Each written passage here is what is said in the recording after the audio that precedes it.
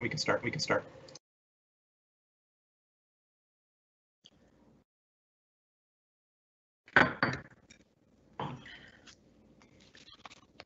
Good morning. The time is now 9:43 and a quorum of the board is present. The State Board of Education meeting of May 12th, 2020 is called to order.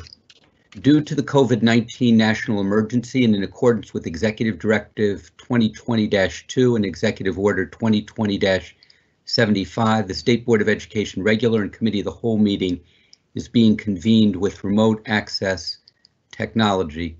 The first item on the agenda is the approval of agenda in order of priority. Are there any items board members would like to add or delete from the agenda?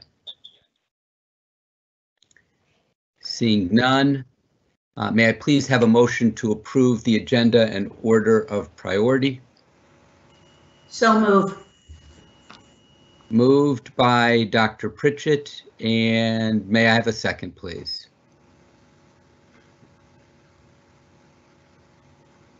Support. I have a support from Pugh. Dr. Pugh. Thank you very much. Any discussion? All in favor, say aye. Aye. Aye. Opposed? The ayes have it. At this time, Marilyn Schneider, State Board Executive, will introduce the members of the State Board of Education. Good morning. You've just been listening to the chairperson of the board, the state superintendent, Dr. Michael Rice. The board's president is Dr. Cassandra Albridge. She's from Dearborn. Dr. Pamela Pugh is the vice president from Saginaw. Ms. Michelle Fetto is the secretary from Detroit. Mr. Tom McMillan is treasurer from Oakland Township. Ms. Tiffany Tilley is the NASB delegate from Southfield. That's the National Association of State Boards of Education. Dr. Judy Pritchett is co-chair of the State Board of Education Legislative Committee from Washington Township. Ms. Lupe Ramos Montini is chair of the State Board of Education Legislative Committee from Grand Rapids. Nikki Snyder is a member of the State Board of Education Legislative Committee, and Nikki is from Dexter. Ms. Brandy Johnson, the governor's policy advisor for education and workforce, represents the governor as an ex officio member of the board. And Ms. Carol Lougheed is this year's Michigan Teacher of the Year. She teaches English language arts and history at Stony Creek High School in Rochester Community Schools. Thank you. Thank you, Marilyn. Members of the board, members of the community, good morning. We have several COVID-19 related presentations to share with you today. Board, as you recall, when we began our March state board meeting, there were no known COVID-19 cases in the state.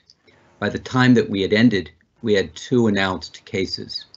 2 days later, on March 12th, with 12 known COVID-19 cases in the state, the governor announced school closures, initially for 3 weeks, then an extension, and then for the remainder of the school year. On March 23rd, the governor issued a stay home, stay safe order. I appreciate her leadership during this time of pandemic. In the 2 short months since our March board meeting, much has changed in the state, in the nation, and across the world relative to the pandemic. Our April board meeting detailed some of the changes that had taken place in and around Michigan schools in the first month of the COVID-19 crisis in Michigan, and the department's efforts to support associated therewith. This meeting will share additionally. Dr. Scott Koenigsknecht and Mr. Richard Lauer will do the first presentation on early childhood programs, specifically the Great Start Readiness Program.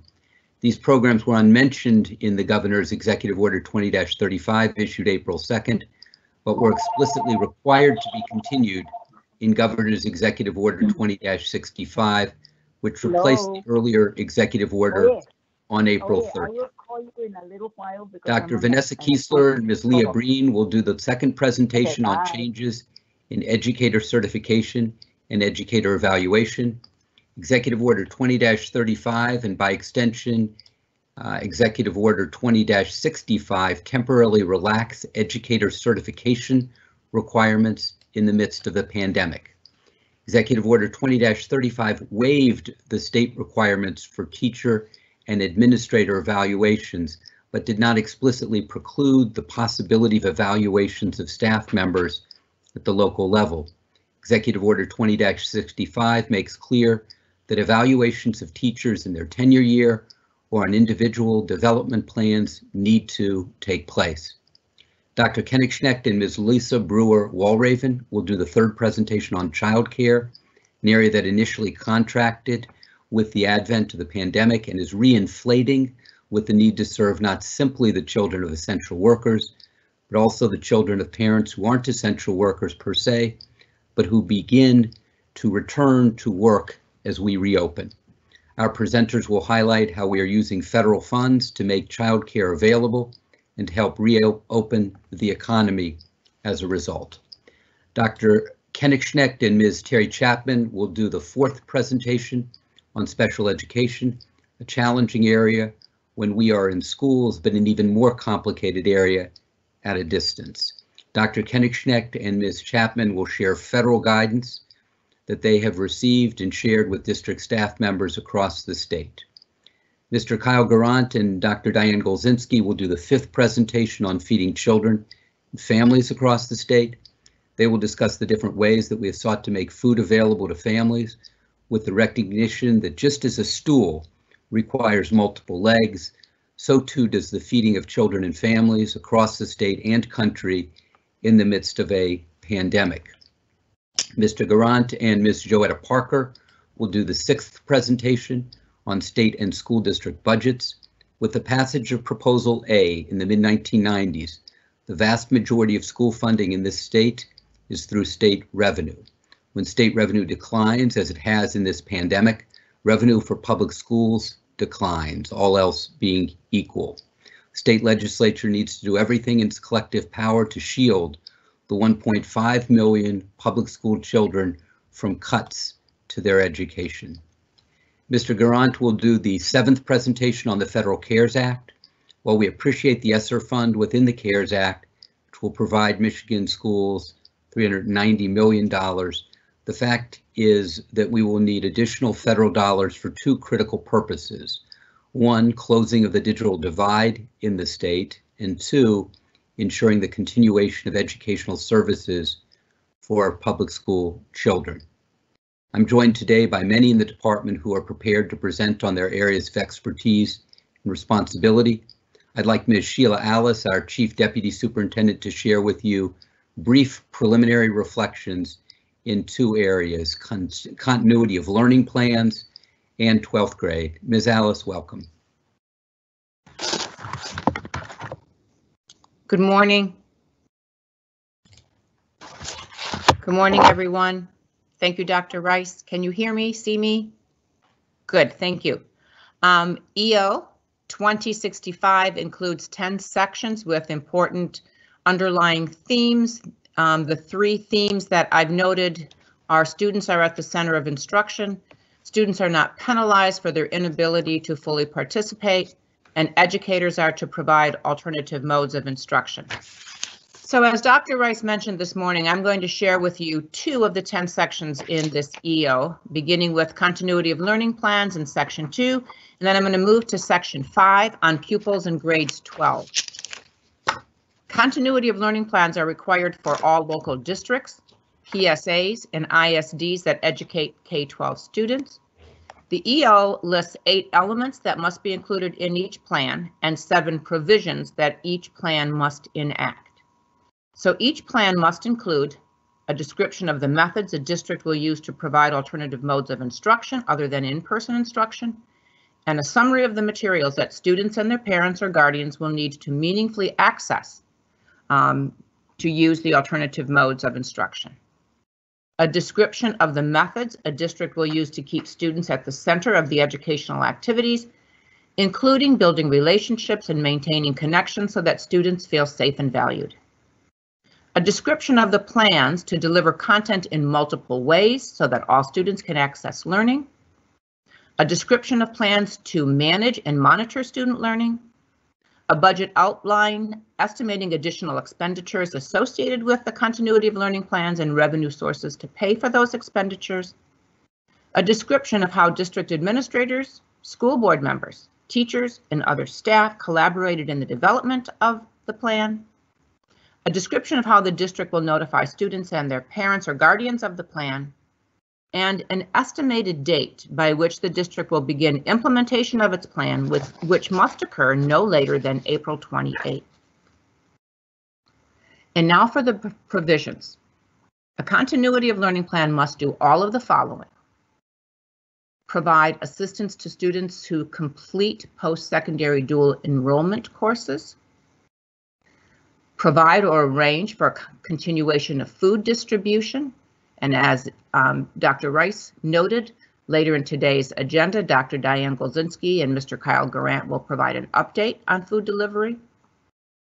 Continue to pay school employees while redeploying staff to provide meaningful work related to its plan. Provide for evaluation of participation in its plan by students. Provide mental health supports to students affected by COVID-19. Provide supportive efforts to the ISD in which the district is located to mobilize disaster relief childcare centers. Provide a plan for early childhood services, including GSRP. The last segment of the continuity of learning section includes requirements for these plans, which Dr. Scott Kenischek and Mr. Richard Lauer will share during their presentation, which is next on today's agenda. The continuity of learning section lists optional components that may be included in the plan, such as a balanced calendar for the remainder of this school year and plans to adopt one for the 2020-21 school year, and entering into a cooperative agreement with one or more district or ISD to implement its plan, or contract with one or more providers for implementation support. The continuity of learning plan approval process is outlined in this section. Local districts submit their plans to their ISD for review and approval. Plans from PSAs are submitted to its authorizer for review and approval. The approval process began on April 8th, and all completed plans were due by April 28th. Guidance on amending plans and posting plans on district websites is also included. ISDs and authorizers are required to transmit copies of approved plans to the state superintendent and to the state treasurer. The department has received approved plans for all LEAs, PSAs, and most ISDs. Approved continuity of learning plans allow districts to receive continued payments from the state school aid fund for the remainder of the school year. And the continuity of learning plan section also indicates that decisions regarding the awarding of credit, the issuance of grades, and the use of pass-fail designations will be made at the district level. So this concludes my summary of the section in the EO on continuity of learning plans, and now I'm going to move to section 5, which is titled Pupils in Grades 12. The underlying theme in this section of the EO is the flexibility that districts have to ensure that students are able to graduate, which complements one of the overall themes of the EO, and that is that students are not penalized for their inability to fully participate. This section of the EO provides districts with options for use without limitation to get seniors to the finish line of graduation. Districts can use one or more of the following options: awarding credit and grades to students for courses based on coursework completed through March 11th, 2020. Again, districts have full discretion over decisions on awarding credit and issuing grades. The EO is clear that the use of pass or fail designations are made at the district level for implementation within the district. Providing an optional final exam or culminating activity to test a student's understanding of subject matter. Implementing a process for students to be certified to graduate using a prior learning assessment, a portfolio or resume approach. And offering an interdisciplinary culminating activity that encompasses essential standards missed. This section also states that districts must provide a student who is a senior and was failing a course as of March 11th an opportunity to demonstrate learning in the subject matter of the course and receive credit for the course as determined by the district. Two additional provisions in this section include waiving the requirement that students complete a civics course as required by the Michigan Merit Curriculum, and that districts continue to provide non-essential elective courses required for graduation or to receive a diploma to a non-public or homeschooled student through alternative modes of instruction to the extent feasible for the remainder of the school year, if that student was enrolled in the district. That concludes my remarks on these two sections of EO 20-65, continuity of learning plans, and the pupils in grades 12. So Dr. Rice, I'll turn this back to you. Thank you very much. Thank you, Ms. Alice, for your summary. I appreciate that. If a board member has a question or two, we'd be happy to entertain those in our introduction. Otherwise, we'll move first immediately to the next presentation. Okay, hearing and seeing no questions, we'll move to the first presentation. Thank you, Ms. Alice. Thank you, Dr. Rice. Is early childhood education. This presentation will be led by Dr. Scott Koenigschneck, Deputy Superintendent of P20 System and Student Transitions, and Mr. Richard Lauer, Director of Preschool and Out of School Time Learning. There will be a PowerPoint presentation. Gentlemen, good morning. Good morning. Thank you, Dr. Rice, and thank you to the State Board of Ed for allowing us to spend some time with you this morning, giving you some updates around early childhood as it relates to COVID. As Dr. Rice had said, Executive Order 2065 included all things early childhood, and so our presentation this morning is going to highlight 5 areas when we talk about early childhood. The first and greatest is going to be the Great Start Readiness Program, and Richard Lauer will start the presentation with that. And I will also add information regarding a number of other programs in the early childhood world, including Head Start, Early On, early childhood special education, and our home visiting programs, which I know in today's age and state seems a little oxymoronic, but we do have home visiting programs that are important and that occur, and we are continuing to implement them to the best of our ability. So with that said, I'm going to turn over to Richard to begin the presentation talking about the Great Start Readiness Program. Richard. Good morning. Thank you, board members. Thank you, Scott. This morning, I am going to be giving you an update regarding the Great Start Readiness Program. As you are all aware, the Great Start Readiness Program is the state's publicly funded preschool program for at-risk 4-year-old children at or below 250% of the federal poverty level, though there are some other qualifying eligibility factors such as homelessness, foster care, children with disabilities, and there are some over-income allowances as well in certain circumstances. However, GSRP requires quite a bit of coordination across the state with both internal to the department as well as external partners, and I just list for you a handful of those partners that needed to be coordinated and partnered with, in particular during this COVID-19 state of emergency. And so listed here, obviously, the intermediate school districts as the grantees for GSRP, our LEAs, PSAs, and community-based organizations as the actual partners delivering the programs, not only in person up through March 13th, but also as we transition into learning from a distance in a variety of modes through the end of the school year, as EO 20-65 indicates. As well, of course, as our food programs within MDE, licensing out externally, and then in particular, the coordination over this last month to 7 weeks with the governor's office policy and budget liaisons. And I would like to thank Ms. Brandy Johnson and her colleague, Ms. Michelle Richard, in particular, for the efforts put into assisting us in coordination with the guidance that we've developed in the department for the field, as well as moving toward the provisions related to early childhood that we're going to present on in the next couple slides. To begin with, just a reminder, GSRP currently is funded through the State School Aid Act. It is in sections 32D and 39. And we currently are at $239.6 million of funding Richard, this is Marilyn Schneider. I'm Oh, sorry to hello. interrupt. Could you make your screen in presentation mode? Do you know how to do that? It's up at the top. And I did do that. And that's, Scott just let me know that as well.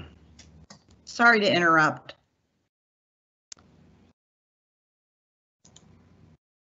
Can you see that now? Yes, that's much better. Yeah. My apologies. So you heard me. This is indication of our coordination with multiple partners. Thank you for interrupting before I got too far. And this is where I am right now. Thank you very much, Marilyn and Scott. So GSRP, $239.6 million in funding that flows through the intermediate school districts to the LEAs, again, PSAs and community-based organizations, both nonprofit and for-profit, whole variety of mixed delivery providers, including faith-based providers across the state that work with to serve, as you can see, 37,140 children that we served last year. Current year numbers are still pending, coming from CEPI, and they're primarily served over 90% through school day length programs. So once the initial executive order was issued to temporarily close in-person schooling, that impacted K-12 schools and then obviously related to GSRP classrooms in those schools, we issued guidance for the field as it relates to those closures on March 13th. We continued, rightfully so, right after that, the governor wanted to turn some of those classrooms and work with the school community at providing emergency child care for essential workers. And so one of the things that we felt was necessary out of the Office Great Start was to issue some guidance, knowing that we could provide and leverage our GSRP classrooms and some of our partner classrooms in our public school building sites for use in the state of emergency for those essential workers. But we didn't necessarily know who were going to be providing that emergency child care that you'll hear about later from my colleague, Lisa Brewer-Walraven. So we issued guidance and considerations so that no matter who was staffing the class, staffing those child care settings that may be in public school buildings, and for a wide variety of children, ages 6 weeks all the way through 5 years, and sometimes into school age, we wanted to make sure that they had some guidance. We know they get some guidance from our colleagues in licensing, but we wanted to ensure that there was some basic level of understanding in those school setting classrooms for infants and toddlers in particular, as well as preschool age children. We knew that schools were very used to providing after school programs and summer programs to school age kids. So that was why we felt necessary to issue guidance related to ages 6 weeks through 5 years in particular. And then, as you can see, our colleagues in the Office of Special Ed issued guidance around children with disabilities. And because we do consult on some quality aspects of preschool special education related to inclusionary placements of children with disabilities in GSRP, we ensured that that information was put out through our networks in preschool special education as well. We made sure that we held guidance webinars with the field, not only to disseminate this information, but also to keep a line of communication open with our key constituents out of the department in the early childhood preschool field so that we could hear ongoing concerns. We could respond to them, we could issue additional guidance, and we could ensure that there's coordination not only with our internal partners at MD, but our external partners as well, and to continue to inform the governor's office policy staff as well. Another thing that we've done in GSRP in the early preschool area was work with our colleagues to develop online instructional resources, not only for preschool educators, but also to assist parents in their role in the home during this stay at home, stay safe. And so we contributed in whole to the early childhood resources section of online instructional resources that were put on the Department of Education's website that you may be aware of, and we have a direct link to that as well. So specifically for GSRP related to the Executive Order 20-65, I'm just calling out at a broad level the language that we worked on in partnership with the governor's office to ensure that GSRP was attended to, since we know GSRP is in alignment to the K-12 system in many, many ways. And so in this particular slide, I have highlighted in red the fact that GSRP is called out, is ensuring that there is special attention to the fact that there will be, for the remainder of the school year, some elements of the Great Start Readiness Program model attended to for children, and what those specific minimum requirements will be, and then ultimately how we want those children and their families supported for transitioning into the kindergarten year. This just key provisions related to GSRP. It is within section 1, including GSRP in the suspension of the in-person aspect of instruction in the classrooms. Within section 2, the continuity learning plans, that those plans, if districts did not already include GSRP in their continuity of learning plan, that they'll need to do an addendum to include not only GSRP, but a few other early childhood programs that you'll hear about today as well. And this is just calling out the fact that any continuity of learning plan adopted by the ISD for local districts needs to include GSRP, and that the plans need to be in compliance, obviously, with the executive order as well as with guidance issued by the department, which we've already issued guidance, and you'll have a link to that in the next slide, I believe. And it's also important, I would say, to speak to the fact that this next slide here, that we are at a minimum being, calling out certain elements here, but we are remaining very, very flexible for the districts, knowing the time of year and the timing for GSRP. So what we wanted to encourage at this point in time in the school year for GSRP is that both we have a co-teaching model in GSRP, so there's a lead teacher and an associate teacher, that both of these educators are engaging on an ongoing basis with the enrolled children and their families from now through the end of the school year, and that it's in the most convenient communication method for the family. So they need to communicate with the family to ensure that it's meeting the family's needs. It's not prescribed. And in some cases, if the family is completely overwhelmed with the state of the context of this COVID emergency, we will understand that. They may have multiple children, multiple ages, and it is going to be in the most convenient method and communication style for them. We will do the best and be most flexible with our requirements.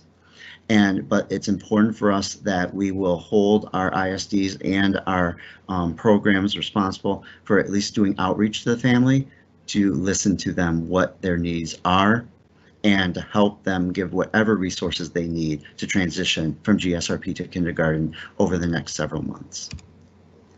Of course, we want to know how they plan on spending the remainder of their GSR funds that they've earned this year regarding their enrollment and the resources, how they're going to be used in this modified program model for the rest of the year. And per the executive order, they definitely have to start their programming no later than May 7th, which we've already passed. Many already started doing a modified plan prior to that. And this is just a live link to the new guidance that was put out May 4th. And I will hand it back to Dr. Konistek. Great, thank you, Richard. So a couple more slides regarding early childhood and its relation to COVID. The first set of slides were provided by Noelle Kelty, and Noelle's office is responsible for a number of programs. And so within that office, much like Richard said, we've been responding to ISDs and local districts to provide the ongoing guidance and support that they need. We've also been very connected at the national level in terms of what's occurring in other states, participating in multiple phone calls and Zooms and webinars around that. And that allows us to really share documents that we get from other states. Working with many other partners, we know in early childhood, MDE is not a standalone entity. So we continue to do that and again, provide support to families and support providers as well. I'm going to go to the next slide, Richard.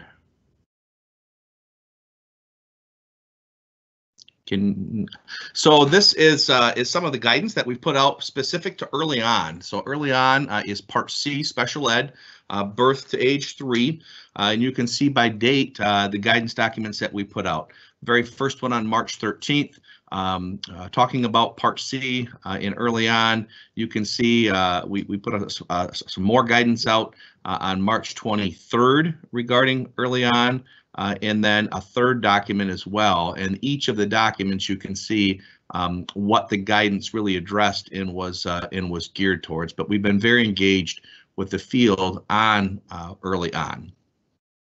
A couple of other documents that have come out of Noelle's office. As I said, her office encompasses a number of programs. It also encompasses the Great Start Collaboratives and the Parent Coalitions. And those are activities or groups that host activities at the county level. So we wanted to make sure that those didn't cease.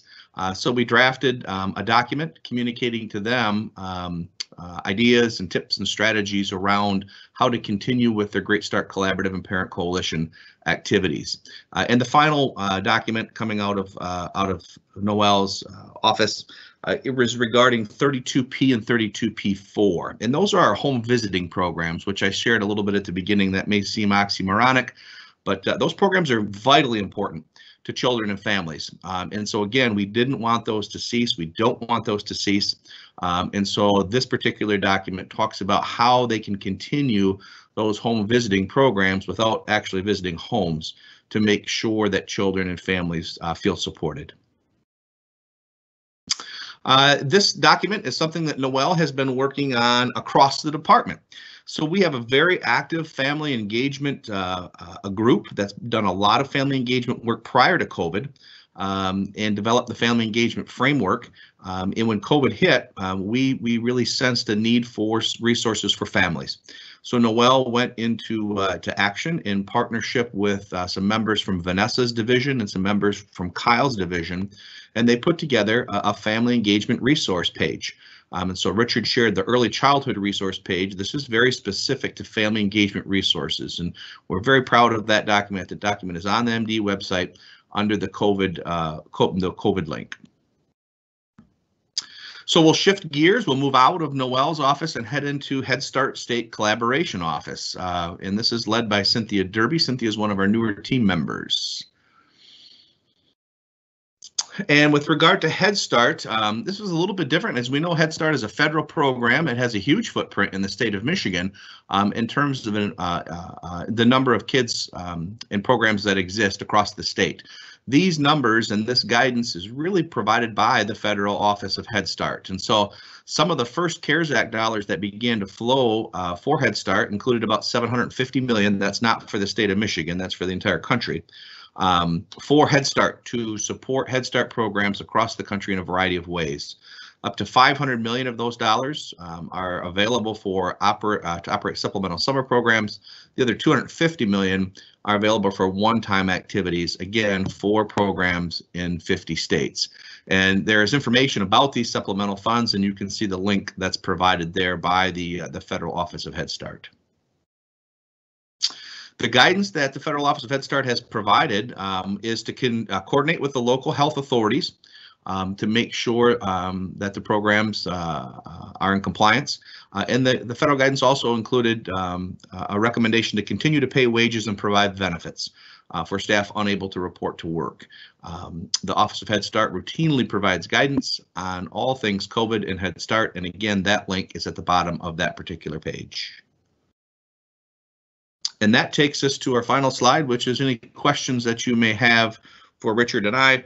Also, Noelle and Cynthia are on the line if you have questions regarding programs within their offices. Thank you very much, Dr. Koenigsegg and Mr. Lauer. That is a very colorful presentation with a very colorful last slide. Board members, any questions for any of our team members?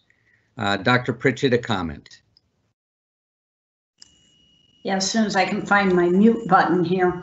I just want to thank the department and a general thank you to across the state of Michigan, making sure that our at-risk 4-year-olds are serviced during this time also is extremely important.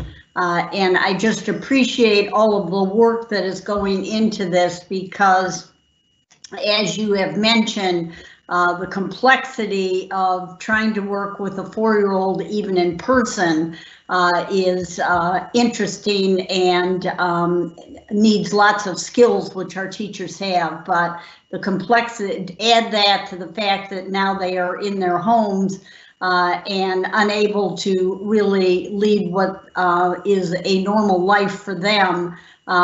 Some of the examples that I've heard of what teachers are doing and connecting with families, and as you mentioned, Scott, the fact that the teachers are also cognizant of the fact that if a family is totally overwhelmed, then they're trying to work with them in that realm also. So I just want to thank the department for being there and supportive and remembering about those children, not only for GSRP, but also for Head Start. Thank you, Dr. Pritchett. Other comments or questions from board members? Comments or questions from board members? Going once, twice, thrice. Gentlemen, thank you very much for your presentation. Our second presentation is on the topic of educator certification. This presentation will be led by Dr. Vanessa Kiesler, Deputy Superintendent of Educator, Student and School Supports, and Ms. Leah Breen, Director of Educator Excellence. There will be a PowerPoint presentation. Ladies, good morning. Good morning, Dr. Rice, and good morning, board members. It's exciting to see everybody virtually and to have an opportunity to talk to you about this important topic. So you should be seeing my screen now. Yes? Okay. So we wanted to share some information with you on the impacts of COVID-19 on educator licensure, and I appreciate Dr. Rice's intro during his opening comments about some of the pieces that we'll be covering in this presentation. We wanted to take a minute to just pause and say, big picture, this crisis has fundamentally changed the way all educators are functioning in support of students. We know educators around the state are not only working to deliver instruction, supports, outreach, connection to their students, but many of them are also working to support their own families at home in a variety of ways and do their jobs remotely. So, a presentation on the impacts of COVID on educators would be far larger than this. We do want to talk about the educator licensure pieces, but we just want to take a moment to recognize the heroic efforts of Michigan's educators during this time. It is Teacher Appreciation Month, as you all know, so hopefully teachers are getting extra appreciation, especially from parents like me who now have to be the teacher too. So I don't think I've ever appreciated teachers more than right now. So. But pragmatically, this presentation is focusing on 5 issues related to educator licensure, pretty specific and technical issues about how educators can get and maintain their certification and keep working. These issues are certificate renewals for current educators, professional learning requirements for school counselors, extending substitute permits, granting certificates to aspiring educators, and then the changes in educator evaluation requirements. And we will go through each of these in more detail. As Dr. Rice mentioned in his introduction, the two big executive orders that impact the educator licensure space were Executive Order 2020-35 and then Executive Order 2020-65. And that is where the authority for these changes come from, either through the EO directly waiving something or changing a requirement, or with expanded authority to the State Superintendent of Public Instruction for rule waivers. There's two mechanisms in the EOs to move on these requirements. And then, as Dr. Rice explained, EO 2020-65 replaced 2020-35. It contained everything that was in 35, but it added some additional elements. Throughout this presentation, we refer to 35 and 65 just to give people kind of a time signpost for when the change was made, but really 2020-65 has all of the information in it. Our first issue was certificate renewals for current educators. So taking just a minute to share what some of the requirements are during a non-pandemic time, what the normal requirements are. Educators do have a requirement for 150 state continuing education clock hours or sketches over 5 years to renew their certificate. And then there are a couple different requirements around district provided professional development, how many days you have to have, how many hours, different pieces like that. So when the COVID-19 closures happened, we realized there would be two issues, and the governor's team did as well. Obviously, these were handled in the first EO. Some educators who were due for renewal this year may have planned professional development that was canceled. They may not be able to access their professional learning from home or remotely during a pandemic. And then the second issue was those district provided professional development days planned after March 13th may have been negatively impacted by the closures. So as a solution, the solution was to waive the requirement for 150 hours and reduce it to 120 hours. So taking away 30 hours that might have been required for educators renewing their certificates this year. And then the requirements for district provided professional development for 2019-20 were waived. Second issue is still on the idea of certificate renewal and professional learning, but specifically in the school counselor space. A couple years ago, legislation was passed, and the citation is on the slide, 380-1233B, that required individuals who hold school counselor licenses or teaching certificates with school counselor endorsements to receive 50 hours of professional learning in two specific areas: college counseling, college preparation and selection, and career counseling. So the idea being, and we talked about this at the board table throughout at a couple different times, the idea being that all counselors would have specific training in college counseling and career counseling, so they could help students with those next steps beyond high school. Again, the same issue arose potentially that people, school counselors needing to renew their certificates now may not have been able to complete these 50 hours. And so EO 2020-35 waived compliance with this requirement for those with certificates expiring in June 30 of 2020, and reduced the total number of hours from that 150 to 100 and waived those two buckets of requirements.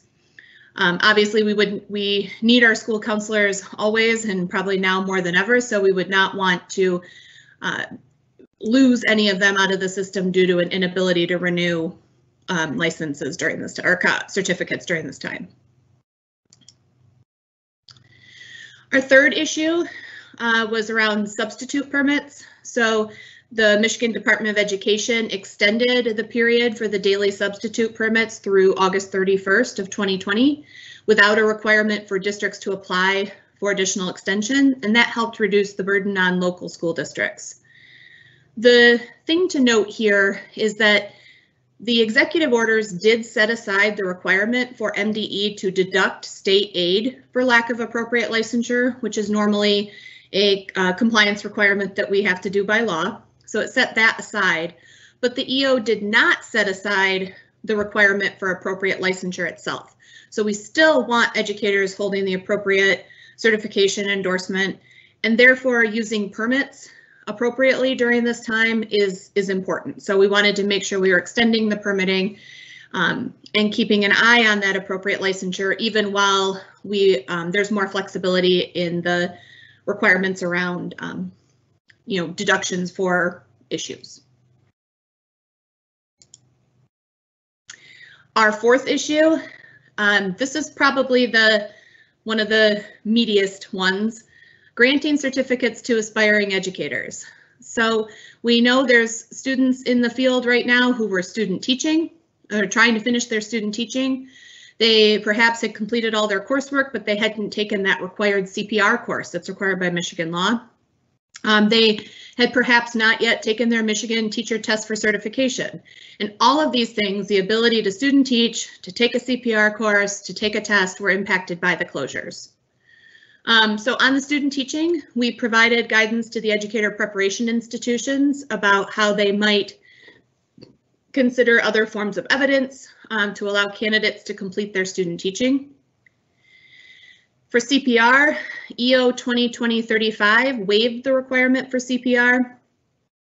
And then for the Michigan test for teacher certification, EO 2020-35 allowed for the granting of a temporary certificate without the fulfillment of the MTTC until that testing is allowed again. So these flexibilities applied to our recent in-state graduates, but this also were things we needed for out-of-state candidates. So when you come into the state, there's certain things you have to do, and so these flexibilities apply there. And then candidates in alternate route programs were issued a substitute permit, or will be issued a substitute permit that allows them to teach until they can take and pass the Michigan teacher test for certification. And then the last issue, educator evaluation. As Dr. Rice noted in his initial comments, the first executive order 35 waived educator evaluations.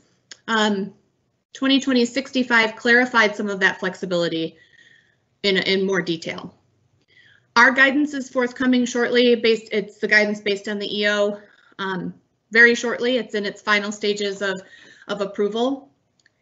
But the big points from the EO are that any teacher who is on an individualized development plan is required to be evaluated. So what this means in practice is teachers who are on probationary status or tenured teachers who had an ineffective or minimally effective rating in 2018-19. Districts may choose to evaluate other educators if that's what they choose to do. And evaluation should not consider any data that could not be obtained due to closures. Just wanted to make a note about how we've been communicating this to educators. There are over 400,000 certificated educators in the MOACS database, and we need to support all of those educators.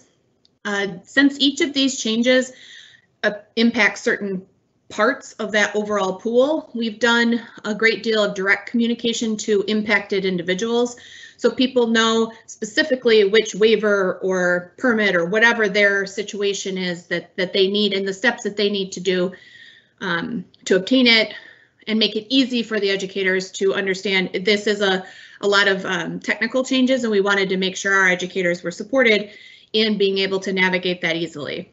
And then we did our regular e-blasts and newsletter notifications, but again, we were focused on making sure that we reached educators individually. And in closing, I'll say, these things go on to a few slides relatively easily, but they were a lot of work. They were a lot of work. We appreciate the partnership of the governor and her team.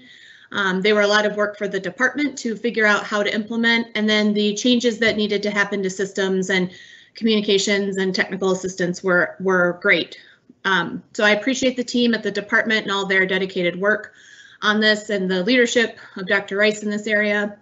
And most of all, again, we appreciate Michigan educators and what they're doing in support of Michigan students right now. Dr. Rice?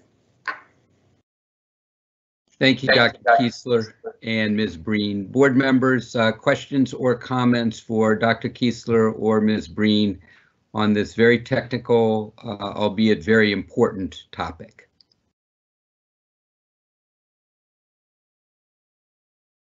I will tell you, while board members are reflecting upon whether they have comments or questions, I will tell you that having worked with Dr. Kiesler, Ms. Breen, Brandy Johnson from the governor's office on these topics, this is very nuanced work. As Dr. Kiesler pointed out, it affects a large number of employees, educators across the state. We needed to get this right. I believe that we have gotten it right, and I appreciate all the work that's gone on to make that happen. Ms. Snyder, would you like to verbalize your comment or just have it in the chat? Sure, I just wanted to say thank you to you guys, because it is, whenever you have a license of some kind and then something like this happens, I'm sure there's a lot of people out there that are concerned and need that, you know, guidance and that walk alongside. So I'm sure you're doing that. Thank you. Very good. Thank you very much. Any other board member comments or questions? Hearing none, thank you very much, ladies. We appreciate it. Our next topic is childcare. This presentation will be led by Dr. Kenigschneck, backed by popular demand, and Ms. Lisa Brewer-Walraven, Director of Child Development and Care. There will be a PowerPoint presentation. Welcome to Ms. Brewer-Walraven, and a re-welcome to Dr. Kenigschneck.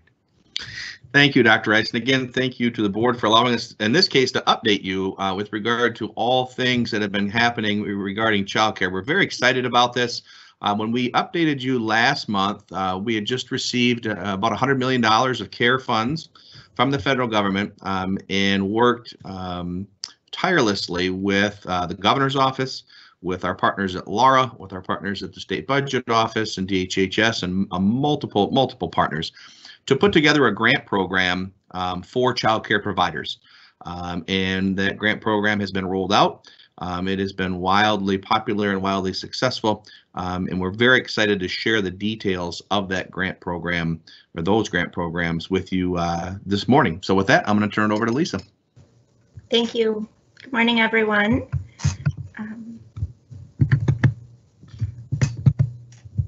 Sorry, just trying to get the slides to advance. As you know, and as you've heard with many of the presentations this morning, things have been changing very rapidly over the last few months, and one of our bigger systematic changes has occurred within childcare. At the beginning of March of this year, we had approximately 11,400 providers across the state.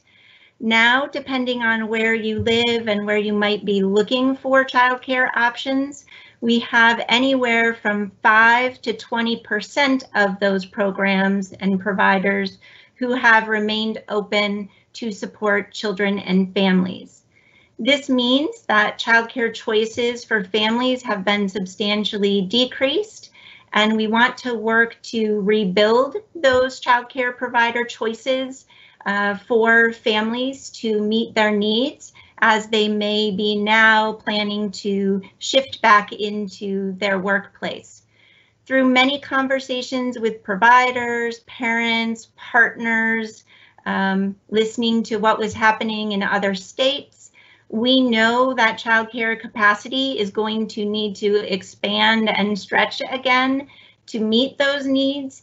And we've really focused in on two goals for ensuring that we are currently supporting children, families, and providers who need care, as well as what can we do to support providers who have closed during this time to help them be able to reopen and increase access for families. So as we continue to think about those two goals, a number of strategies have been put in place to ensure that we can support this happening. And all of the strategies that we're going to talk about as we move towards learning more about the grants are being made possible through federal funding. One of the first things that we did was really focus on how to implement strategies for the executive order that was released related to providing care for essential workers. This strategy took many partners helping and supporting at their local community level. We had intermediate school districts involved and stepping up in terms of helping to identify care in communities, the early childhood support networks, the Great Start to Quality resource centers, the Early Childhood Investment Corporation, who quickly put out a survey so that we could identify open and closed providers, Help Me Grow, and their website really became the place that parents could go and identify those open programs to find care that would meet their needs. We also needed to look at childcare subsidy and think about what provisions we could put in place to support the children and families who were used to receiving those dollars to help with their childcare needs. So we made some policy changes and provisions specifically related to school-age children to make sure that they could get the care support that they needed. We allowed providers to bill based on enrollment versus attendance so that they didn't exhaust all of the absence hours that we have available for children. We continued our quality supports for providers, ensuring that they could still access training, coaching, and other supports that would continue their operations.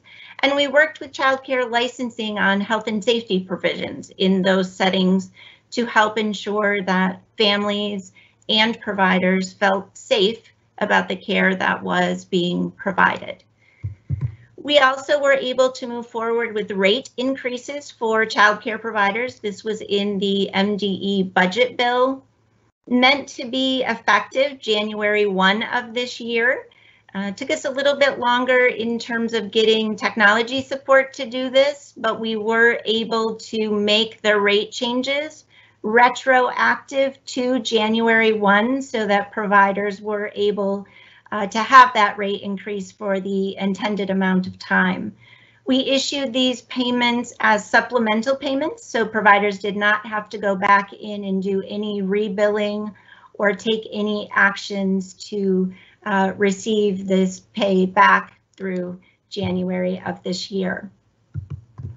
Like many others, we worked on numerous support items for the field, whether they were in the form of frequently asked questions related to childcare subsidy, whether it was around the work that was happening to identify care for essential workers.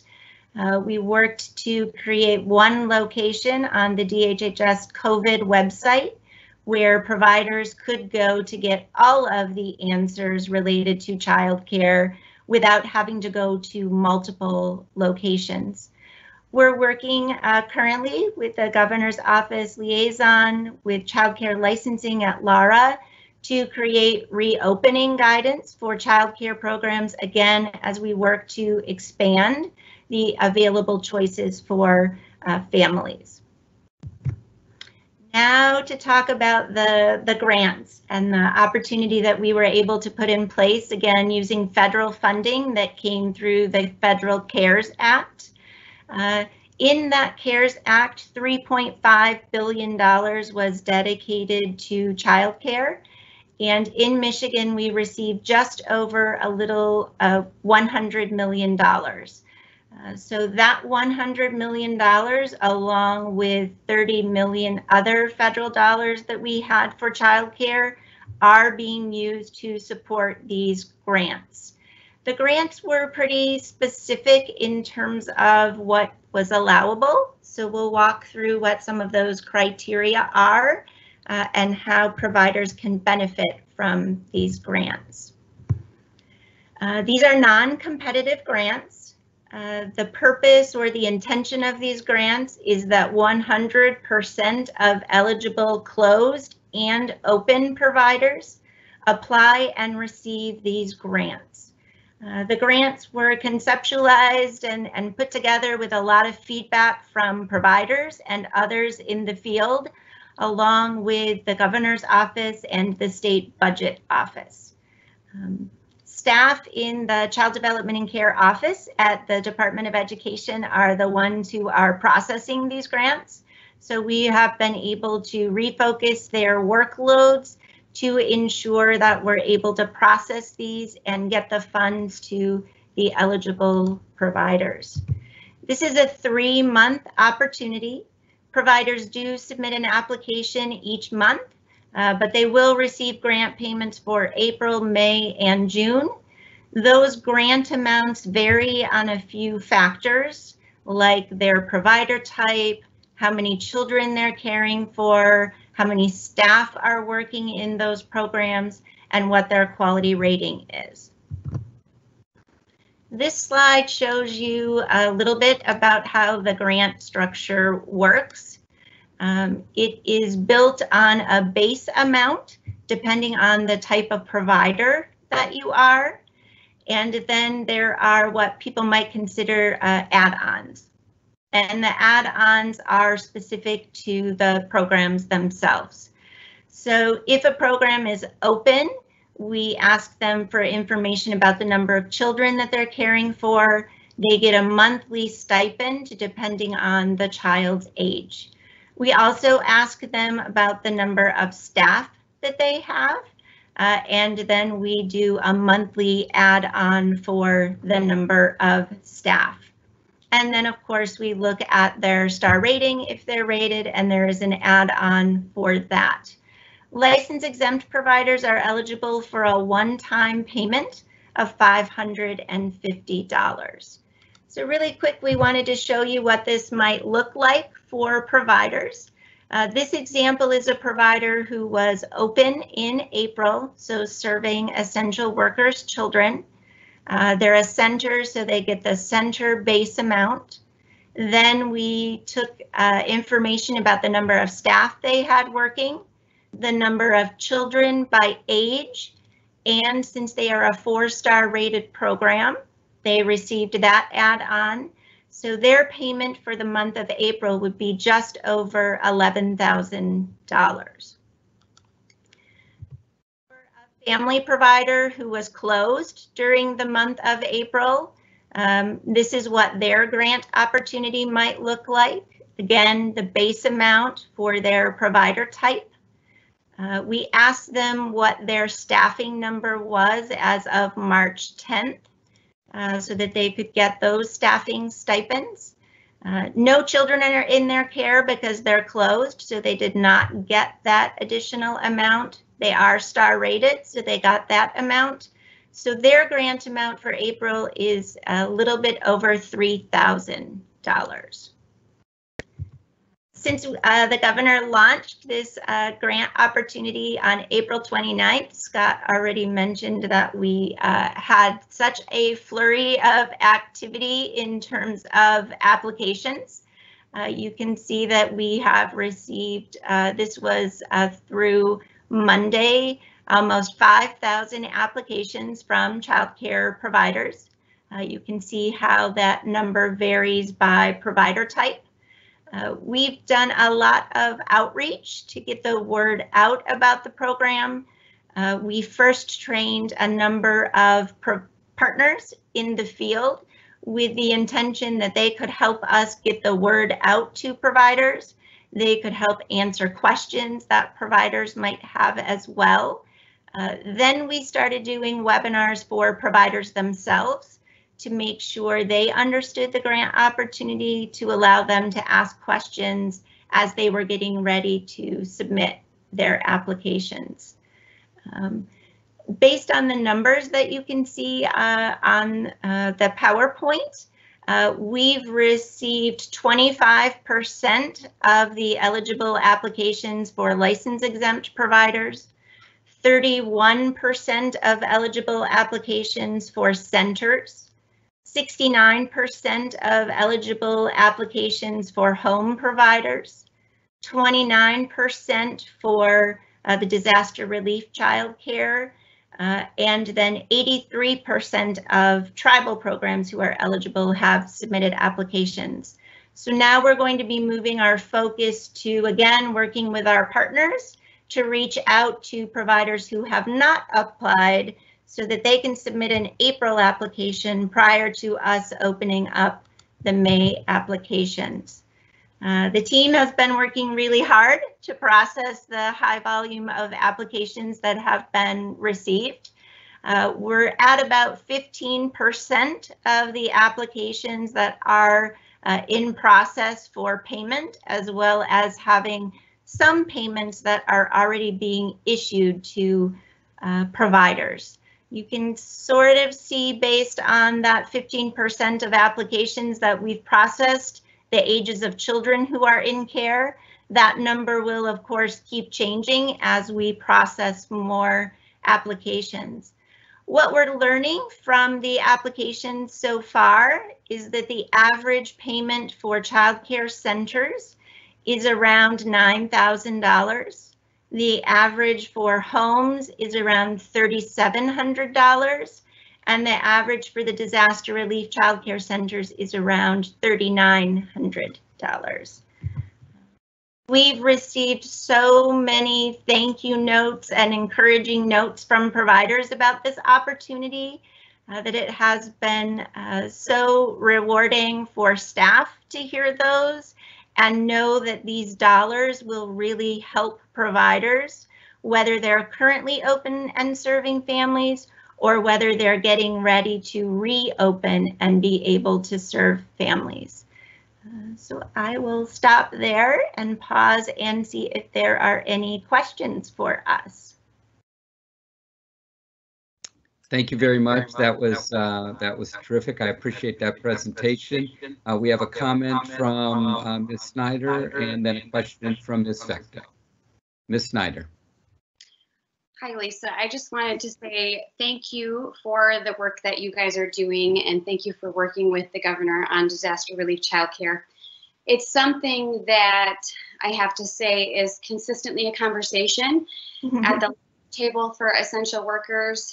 And one of the suggestions I have is just maybe, disseminating this information, try to get it out right down to the hospitals and the other areas, like within their lunchroom, if you will, if it's possible, so that they have access to that website that they can go to and connect with the resources that are available. Because as many resources are available to them, it's almost like the conversation is still like, I'm not sure what I'm going to do.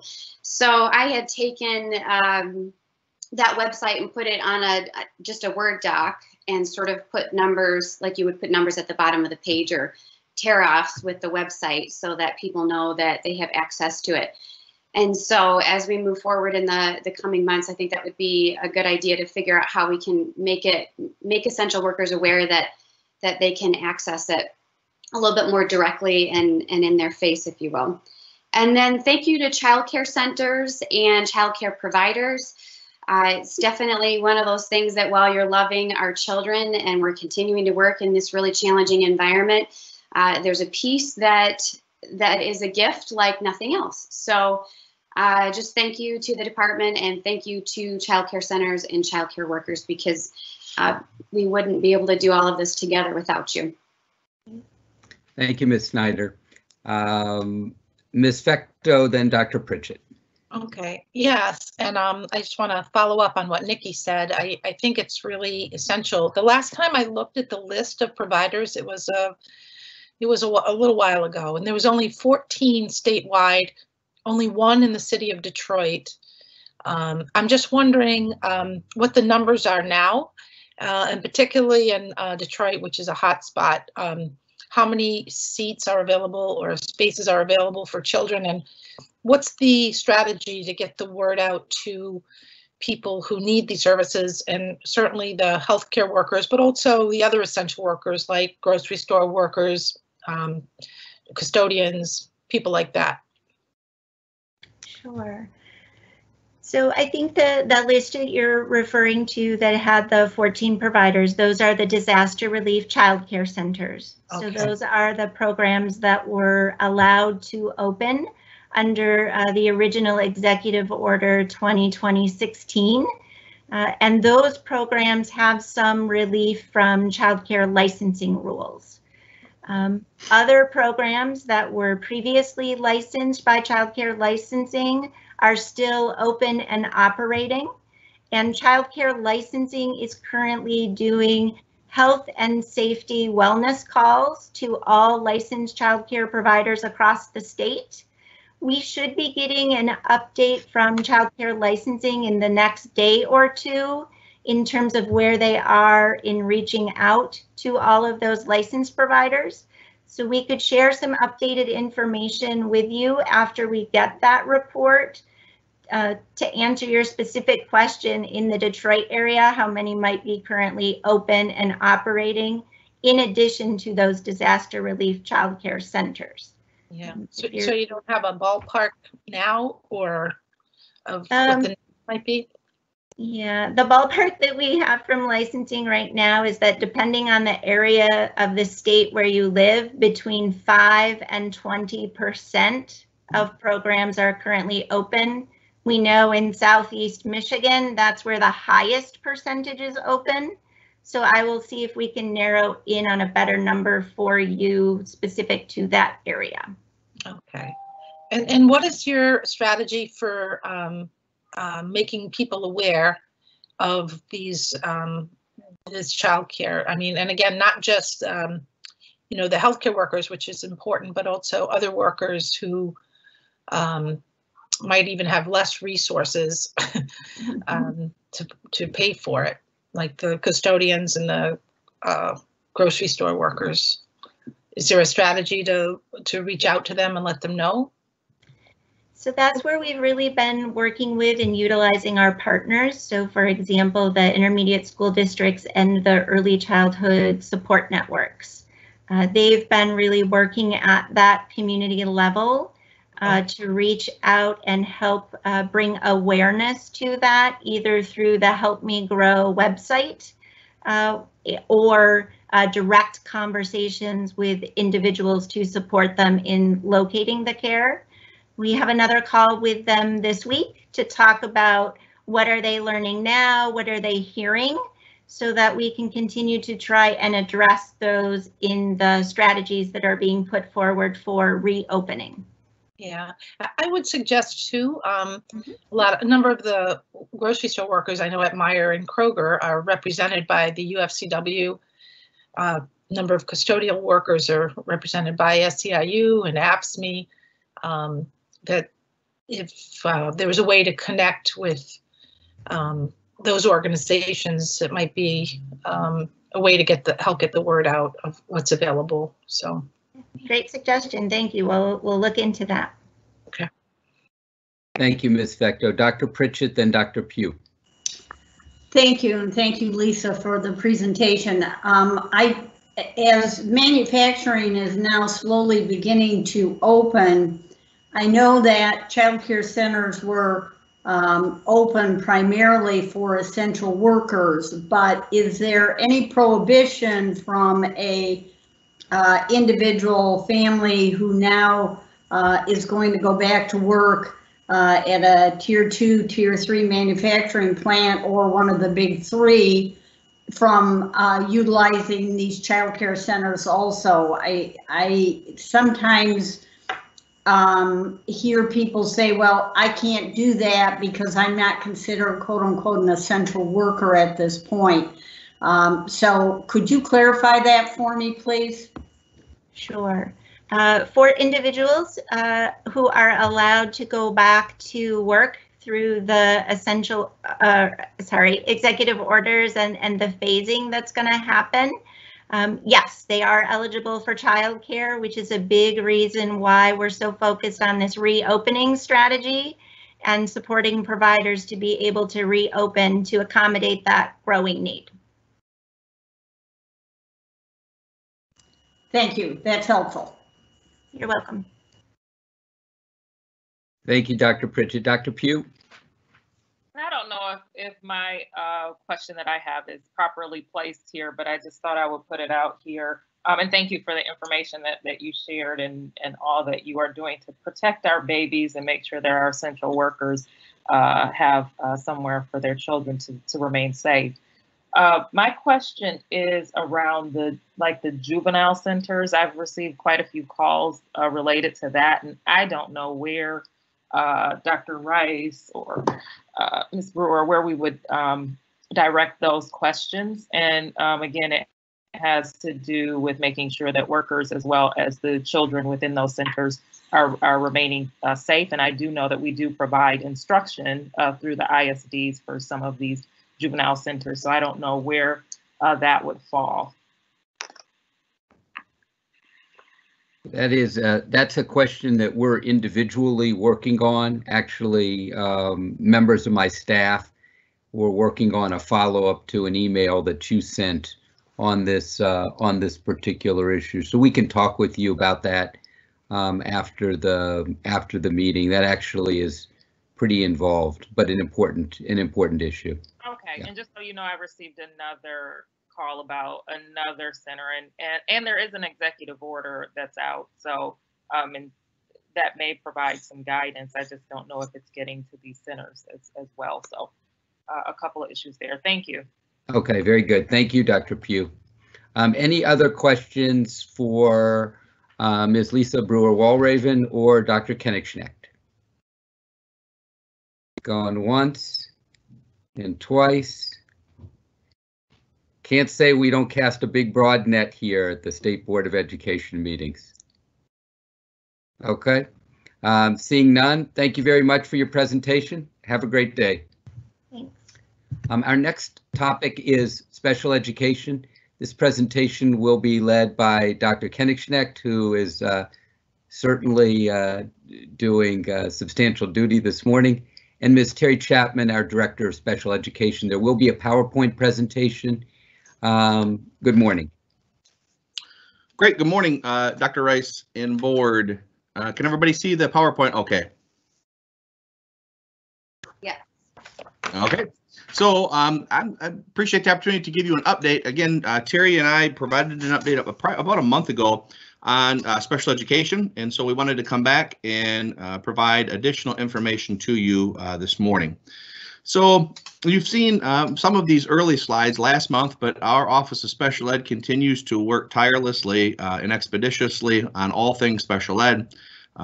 We appreciate the commitment of our staff and their dedication to our kids. We have and we continue to provide guidance and resources, and those guidance and resources are the best and most accurate information that we have at this time. Last month, and I'll spend just a second here this month, we pointed you to where we can find those resources, and they are at michigan.gov/MDE. The middle of the page is a COVID-19 information and resource page, and that's where all of the guidance and resources can be found. And again, we are constantly adding and updating to that particular site. This is a list of all of the guidance memos that we have put out to date, from the most recent to the first at the bottom. We have put out a guidance document since we last met at the board level, and that was regarding early on. And I talked a little bit about that in the early childhood presentation. So memo 19-049 was guidance to the field around early on. The memos below are all memos that have been out since the last time that we met. We talked about this last month as well. We do have a special education instructional resource page on the website. Those are resources. The first hot link there is resources regarding all things special ed. The second hot link are online resources that our grant funded initiatives have pulled together and put online. So My Blissy or MDE MTSS START, those types of great grant-funded initiatives. One of the things that is new, and again, I referenced this in the early on presentation, is our family engagement resource site, and that is hot linked there as well. Again, that's a partnership from across the department. So a lot of resources available on our website. We know that Executive Order 2035 spoke specifically to special education. We know that letters A through D and F were directed at districts. Letter E was directed at us. It did speak to compensatory ed, and it did encourage us to write to the United States Department of Ed for guidance, implementation, flexibility, or waivers.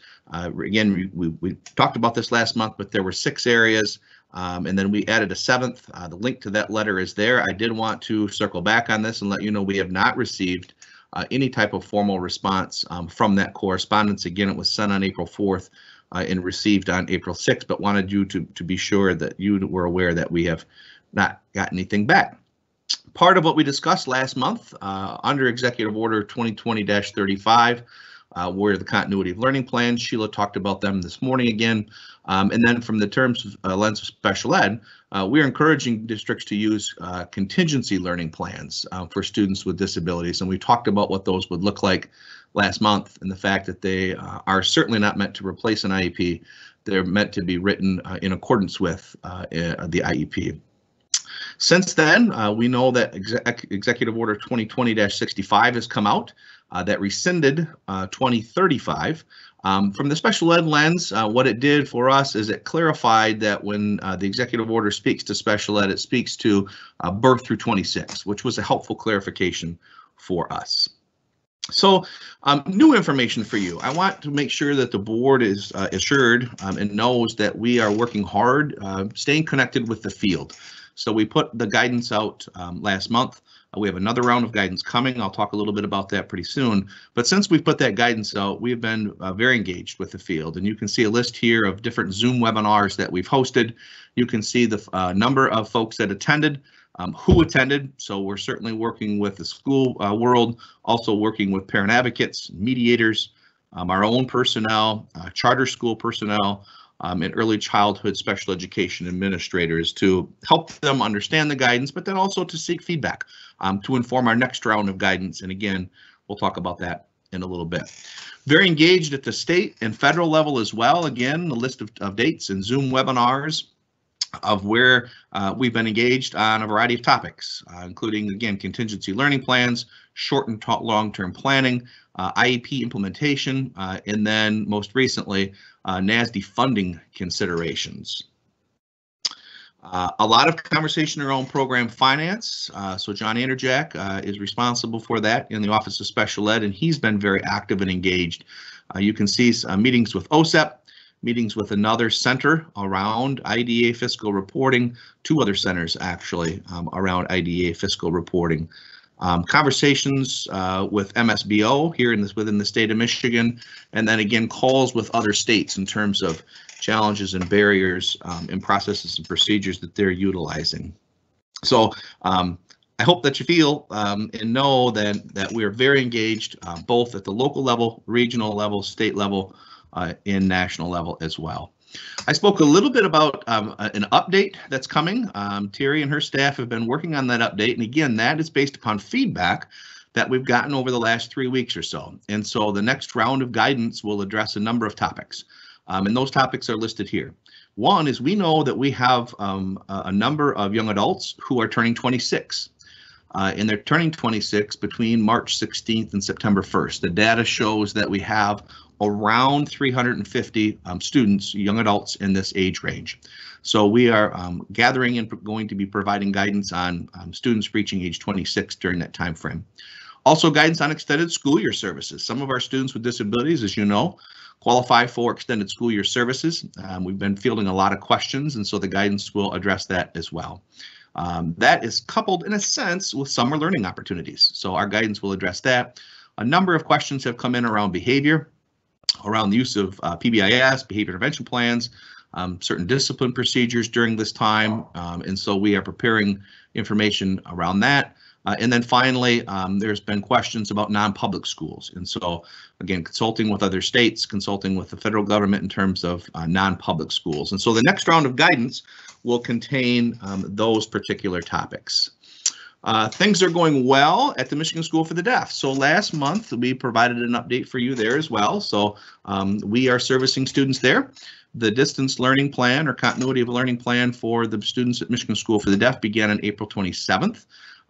The staff there is fantastic. They put together a welcome back to school video that was posted. The hot link is there if you have a chance to take a look and want to take a look. I think you'll enjoy that.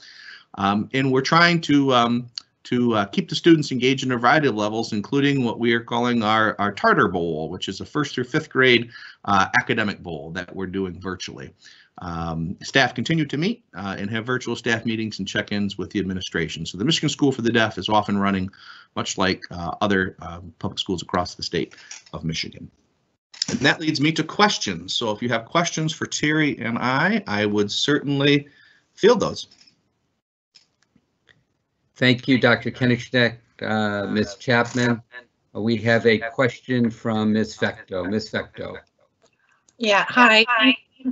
Scott, I'm hearing an echo. That is not, I don't know why. Anyway, I appreciate all you're doing, Scott and Terry, and on this. So my questions are looking forward to compensatory services, which are very likely. And so there is some discussion about having a more systematic approach, a streamlined approach to getting compensatory services, because, you know, we know that there's going to be a good number of kids who are not able to get services remotely. And so there are other states and other places where they have streamlined or have an approach where there's some guidance on kids to distinguish kids that might not need any compensatory services, kids who might need just some, and then kids who need a lot.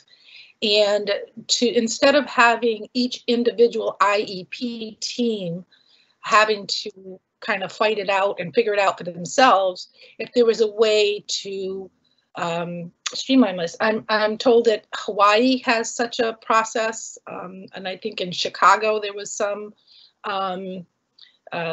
process like that put in place around compensatory services. So I don't know if that's being considered. I think it's wise. It would save a lot of angst once we are getting back to a more normal setting. So I'm just wondering if that's part of the discussion, and if it is, what is it? Thank you. Sure. So I'll start, and then I will certainly kick it to Terry. So yes, we're having conversations about compensatory ed, as you had shared, Michelle. Those decisions typically are made at the individual level by individual IEP, to your point. And we know that when school resumes back to normal, and I don't know what normal is, but when we get back in school, that those conversations certainly are going to be critical and crucial to a number of students. In terms of what's happening at the national level, I'm going to turn that over to Terry for her comments.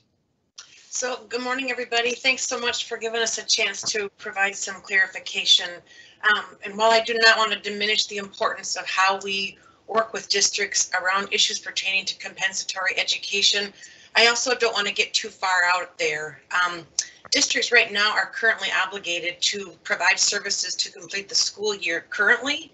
And under IDEA, a component of that is an additional consideration for extended school year services.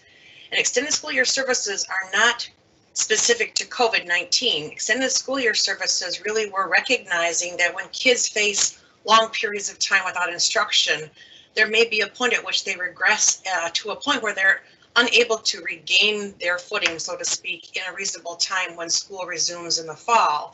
And so what we're talking about currently is they have responsibilities in the short term that really can do a lot to influence and impact the degree to which comp ed may be necessary in the fall. And so we're really focusing a lot of our guidance on the extended school year services, recognizing more children may be eligible for those services, respecting data that shows kids who regress generally but we've also had this 6-week period due to the pandemic where we've not had instruction.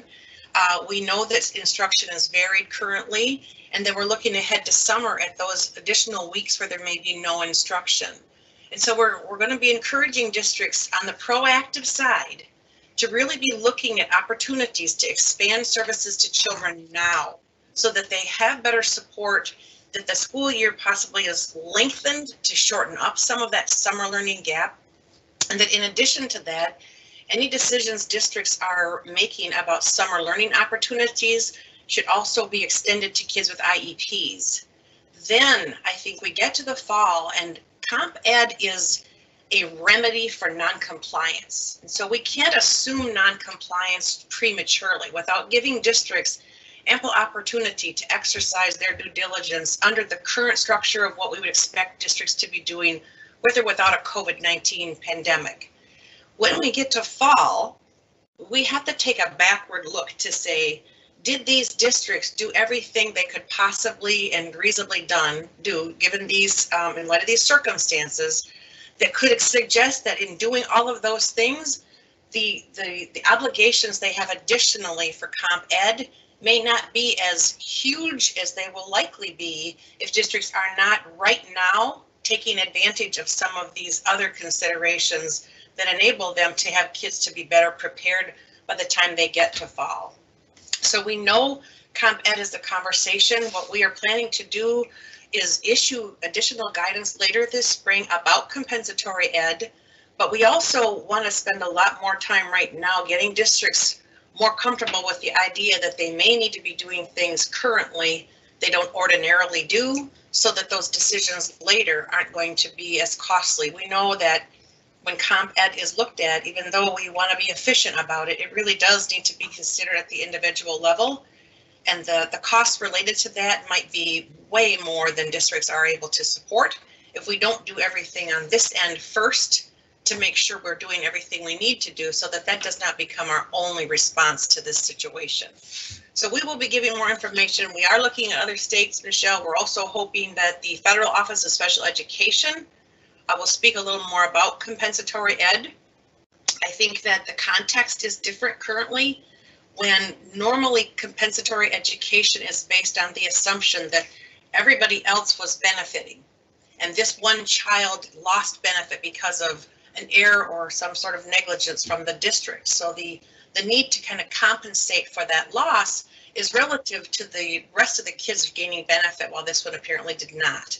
But we know that there's lots of data out currently that's showing that kids across the board are regressing. I think NWEA has some data that shows that average children are only going to retain about 70% of what they learned in reading this year and about 50% of what they learned in math. And that's all kids. So there's a different consideration about how we think about Comp Ed generally, and we're hoping that the federal government will also give us some additional context for how we think about those things as we're putting together guidance for districts.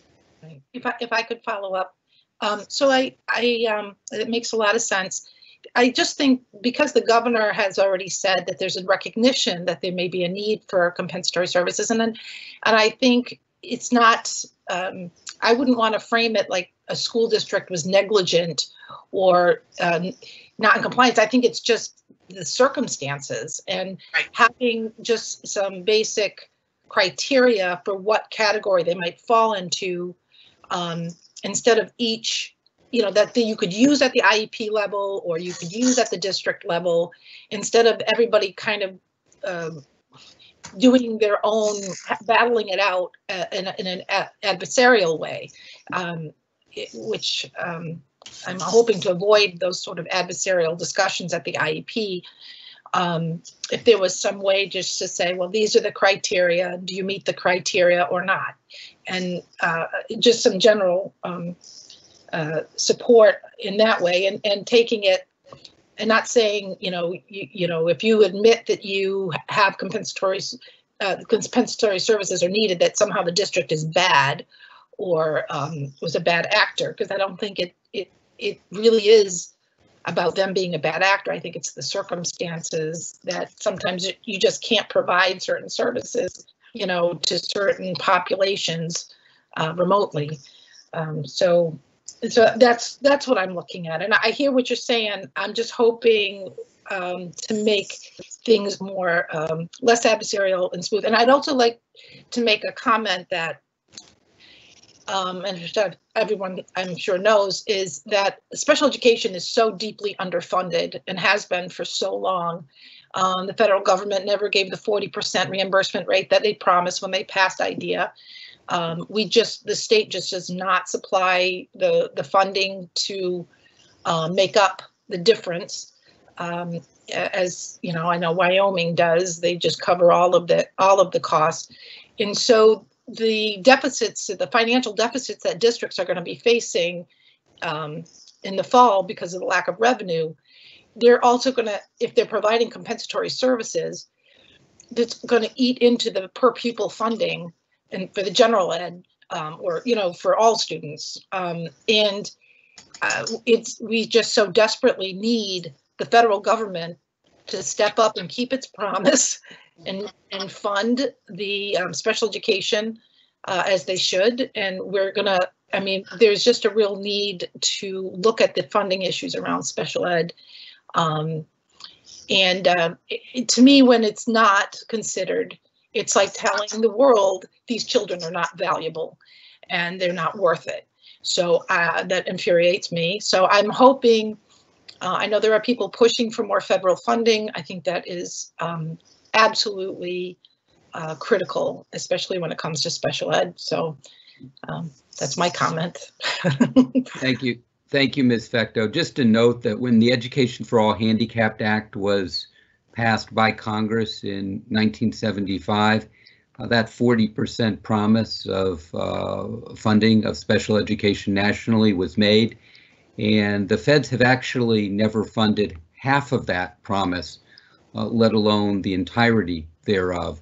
To your point about the state shortfall, that state shortfall most recently was calculated at $780 million, in excess of $3 billion, $750 million in the state. So you're absolutely right. The feds have never made good on their promise. We don't quibble at all with the law. The law is absolutely as it should be. We do quibble with the absence of funding from the feds associated with that law and dropping that obligation on the states to boot. So no question, you're right on. We appreciate your advocacy in that regard. Thank you. And Dr. Rice, Dr. Yes, I'm sorry, Dr. Kinnick. The 2018-2019 data that we have shows about a 16% funding level for IDEA from the federal government for 2018-19, just for some context.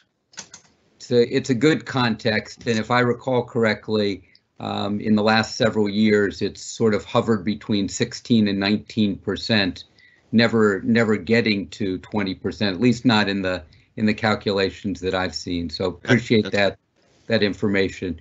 Other board members, questions, comments? Okay, hearing and seeing none. Dr. Kennischneck, Ms. Chapman, thank you very much for your presentation. We appreciate it. Board members, we are going to hear one more presentation prior to lunch. Our next topic is providing food while students are learning at a distance. This presentation will be led by Mr. Kyle Garant, Deputy Superintendent of Finance and Operations, and Dr. Diane Golzinski, Director of Health and Nutrition Services. There will be a PowerPoint presentation. Gentle people, good morning. Good morning, Dr. Rice, and thank you board members for the opportunity to update you on our continued efforts to feed children. As Dr. Rice mentioned earlier, there is no one program or feeding strategy that can meet the diverse needs of our children and families. We need multiple legs of the stool to ensure that students and families have access to meals. Dr. Golzinski will share information about our current efforts for the remainder of the school year, as well as provide information about preparations for feeding children during the summer months and as we look into fall. I'd like to thank Dr. Golzinski and her team and all the food service partners and volunteers in schools and community-based organizations for all their hard work to continue to ensure that feeding children continues during this time of closure. And with that, I will turn it over to Dr. Golzinski. All right, good morning, everyone. Thank you, Kyle, and what a great topic to be talking about as we get ready to go into lunch. So first up, we wanted to let everyone know that in terms of program monitoring, compliance, and technical assistance, we are entirely virtual for an office that is typically about 75% out in the field, moving strictly to desk audits, virtual walkthroughs, and online trainings has been interesting.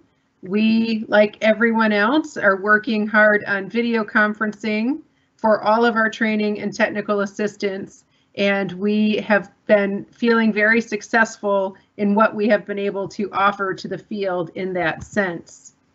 I thought I would start with our household food distribution programs. These are the programs that are really designed to help feed families in need. So under that umbrella, we have a large number of different programs that provide food to families, and the food is often it's called commodities, often in the form of a box of food that is passed out at a local food bank or a local community action agency. So the top 4 lines on this slide show the 4 programs that we run in an average or typical year. We have school commodities, we have the Commodity Supplemental Food Assistance Program, which is specifically for low-income senior citizens. We have the Emergency Food Assistance Program, which is specific to families in crisis. And then we have the Food Purchase Distribution Program, which was formerly called Trade Mitigation, and that was a specialty crop purchasing program to deal with the trade issues that were happening in our country. The next 4 lines really outline coronavirus-specific commodity programs that have been happening. The Families First Coronavirus Response Act and the Coronavirus Aid, Relief, and Economic Securities Act both provided additional funding to purchase commodities for the Emergency Food Assistance Program. So when I was talking with all of you last month, I made a statement that we were concerned about our food banks, and our food banks were reporting that they may run out of food at the rate that they were providing food to families.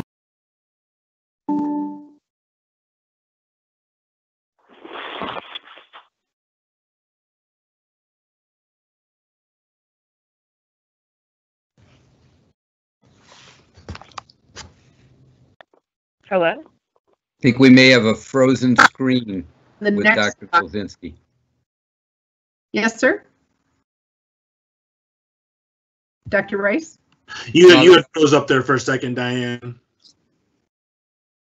Sorry, am I back? No, you're back live. Okay, excellent. The Coronavirus Food Assistance Program, I'll talk more about on the next slide. It is specific to really addressing the needs of Michigan-based farmers. And then finally, we also have been working with DTMB and the State Emergency Operations Center so that we can try to get additional food to our food banks. This is purchasing food on the commercial market. We also worked with FEMA to get shelf-stable ready food, had our community action agencies who were not able to distribute the food in a timely manner that they had in their warehouse and give that to food banks. And we applied for disaster TFAP status, which allowed us to reduce the paperwork burden on our local agencies and move food faster than in normal circumstances.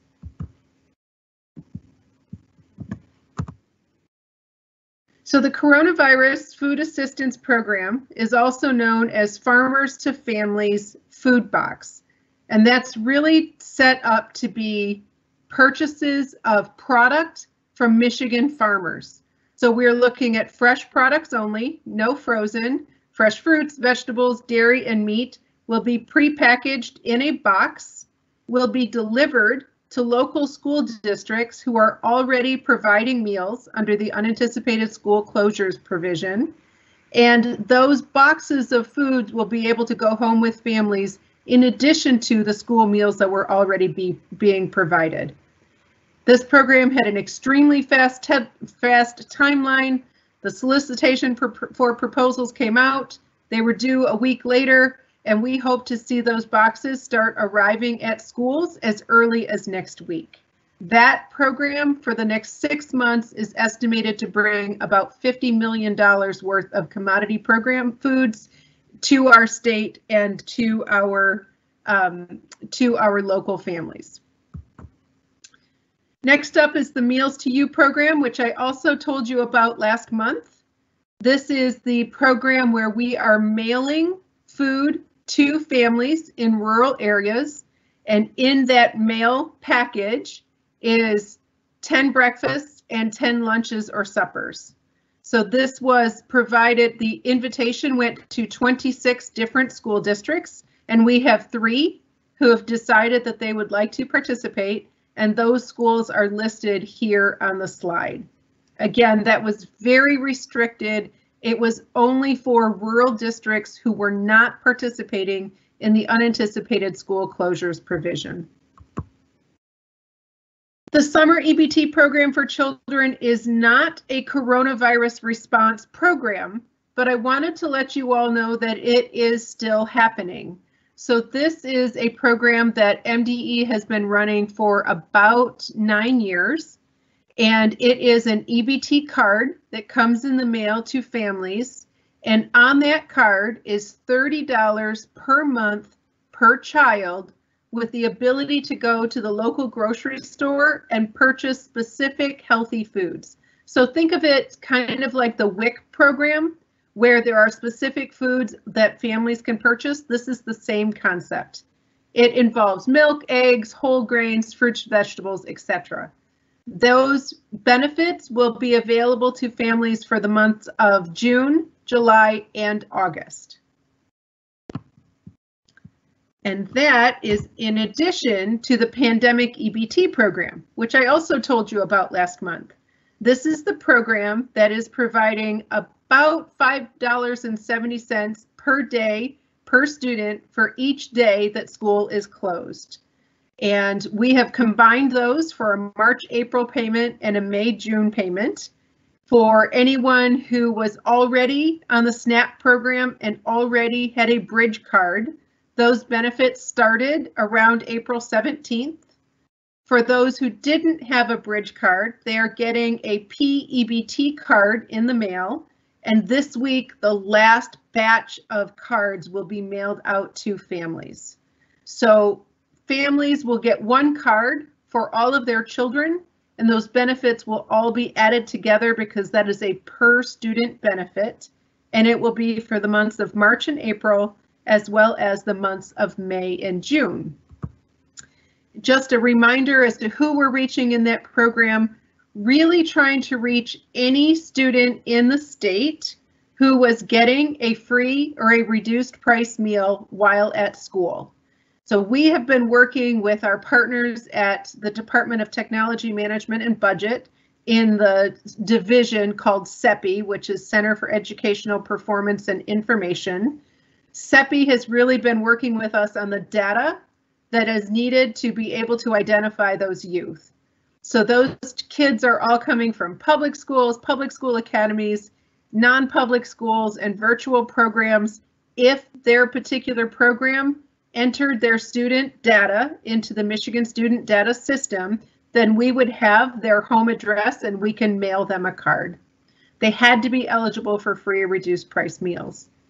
In addition, in our state, we have some school buildings and some school districts that participate in something called the Community Eligibility Provision, or CEP for short. And that's where every student in the district is getting a free meal at school. So that might be like a Lansing Public or Detroit Community Schools. Those entire districts, every student in that district will get a card to get those PEBT benefits. We've also worked with our partners in the department to assure that we are reaching the migrant children, children experiencing homeless, unaccompanied homeless youth, as well as children in foster care. We've also been working hard on trying to reach our early childhood program students. So again, those particular programs are not required to enter student data into MSDS, but our partners at CEPI were willing to open up the early childhood collection for those kids early so that we could get their information entered into the system so that we can gather that student data and get those cards out to those families. And then finally, the unanticipated school closures. This is the program that school districts are currently providing meals to students. We have around 700 sponsors. In fact, this morning we actually hit the 700 sponsor mark, and 2,450 different locations where families can get meals. That might be parents coming to pick it up. It might be meals dropped off on different bus routes. It may be mobile stops with a food truck type of situation, and the meals are getting to that location. The federal declaration of emergency is currently through June 30 of 2020, which allows us to offer this program until June 30, 2020. If the federal declaration of emergency is not extended, then all schools who wish to continue to feed children during the summer months will have to move on to the traditional summer food service program.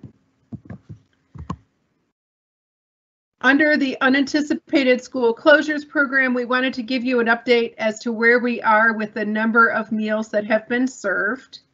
So for the month of March, 618 of our 693 sponsors have submitted their claims. All sponsors have a total of 60 days to submit a claim. So they have until the end of the month of May to submit their claim for those 2 weeks in March. And then we also have 440 who have submitted their claim already for the month of April. So as you can see on the slide, we have served around just over 25 million meals in March and April from those partial claims that have been submitted. And we have provided over $71 million in meal reimbursements to local school districts and other community partners who are providing these meals to kids.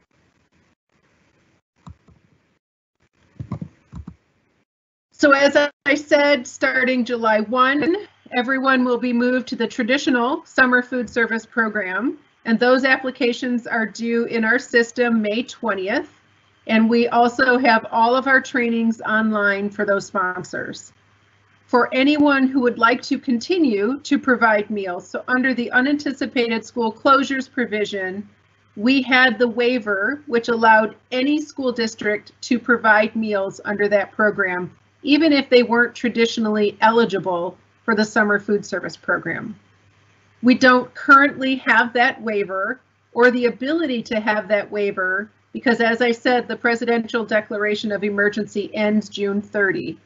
But we are willing and able to work with every sponsor who's interested in providing meals after July 1 under the traditional program, in trying to find locations that do qualify so that we can feed as many children as possible in these times.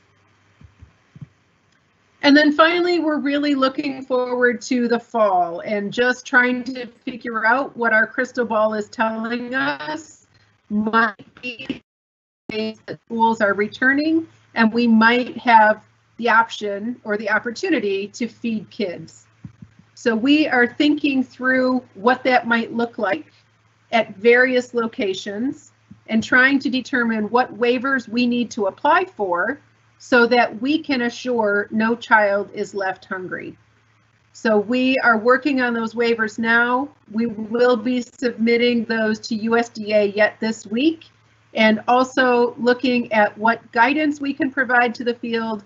Our weekly town halls are very well attended, and we are also working with our School Nutrition Association of Michigan to continue the conversation around best practices for providing nutritious meals for kids in any scenario once we return to school in the fall.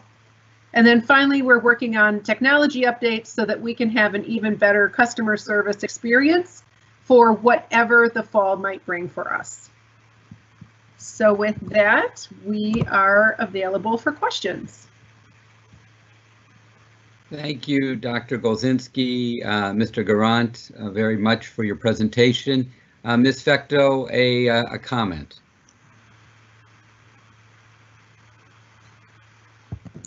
I just wanted to thank you for this work. It's so critical and important. There are a lot of families that never thought they would be needing food, that are out of jobs and having really stressful time feeding their family. So I just think it's so critical, and I appreciate all you're doing. Thank you. Thank you. Thank you, Ms. Fecto. Other board members, comments or questions? When you think that in the midst of a pandemic. Hello. I'm sorry. Oh, I beg your pardon. Ms. Ramos Montini. I'm sorry. I should have gone in this little icon. But anyway, you can hear me. Well, I just want to say, and the reason why I haven't chimed in is because I didn't know how, but now I learned. I'm learning a lot with this process. But I really appreciate the effort that was made to some of those school districts in the Upper Peninsula, and mail-in food was supplied to the students in this school district. That's commendable because they have to eat no matter what. And also, one of the things that you keep emphasizing is healthy foods, nutritious and nutrition valued foods. So that's very, very important too, as we supply these meals to all of our students. One population that you did not touch on, and maybe they're included in one of the other categories, but we have a lot of immigrant children who also have to eat, and they might be children of immigrant families, but they're American citizens, as we discussed when we talked about the resolution for driver's licenses for all. And so I want to make sure that these children are being counted, even though you're not specifying them as immigrant children, but they're involved with one of the other categories. Absolutely, that's a great question. Yes, if they were receiving free or reduced price meals at school and their school district had identified them as such in the Michigan Student Data System, then yes, they are included in this program. The nice thing about this program is there is not a public charge rule connection, so everyone can participate without worrying about immigration status. Yes, okay, thank you. Thank you, Ms. Ramos Montini. Dr. Pugh, a comment? You're catching me eating lunch early, but yes, I just wanted to say thank you. Okay, thank you very much. Other board members, a comment or a question? Going once, going twice, hearing and seeing no additional. Thank you very much, Mr. Garant, Dr. Golzinski. We appreciate your presentation. Board members and community, it is 11:41. We will reconvene at 12:30 after our lunch break. The last picture with the questions was certainly enough inducement to get us to go to lunch. That was food for thought. It's now food for the body. We'll see you back at 12:30. Thank you.